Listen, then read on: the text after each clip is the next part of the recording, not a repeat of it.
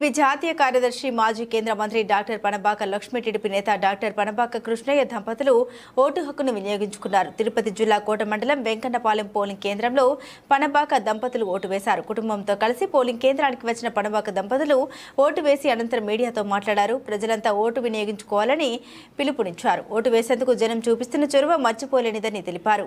ఈ ఎన్నికలు చాలా ప్రత్యేకమైనవి, భవిష్యత్తును తీర్చిదిద్దేది ఎన్నికలే అని ప్రజలు గుర్తించారని వారు తెలిపారు. అవాంఛనీయ సంఘటనలు చోటు చేసుకోకుండా పోలీసులు ఈసీ గట్టి చర్యలు చేపట్టారు. ఏపీ ప్రజలు ముఖ్యంగా మొదటిసారి ఓటు వేసేవారు రికార్డు స్థాయిలో అసెంబ్లీ ఎన్నికల్లో ఓటు వేయాలని కోరారు. ఈ ఎన్నికలు ప్రజాస్వామ్య స్ఫూర్తిని మరింత పెంచుతాయని ఆశిస్తున్నట్లు వారు తెలిపారు.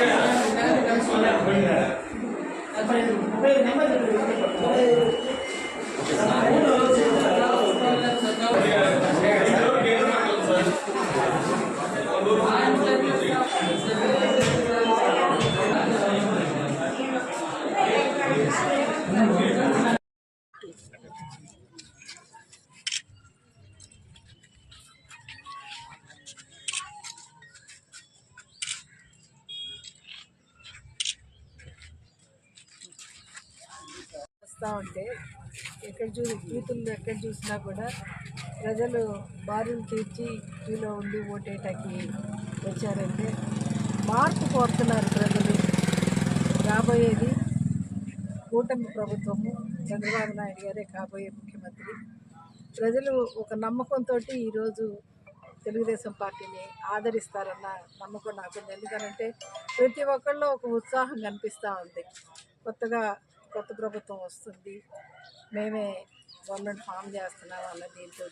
కాబట్టి రాబోయేది తెలుగుదేశం ప్రభుత్వం చెప్పని నేను తెలియజేస్తాను.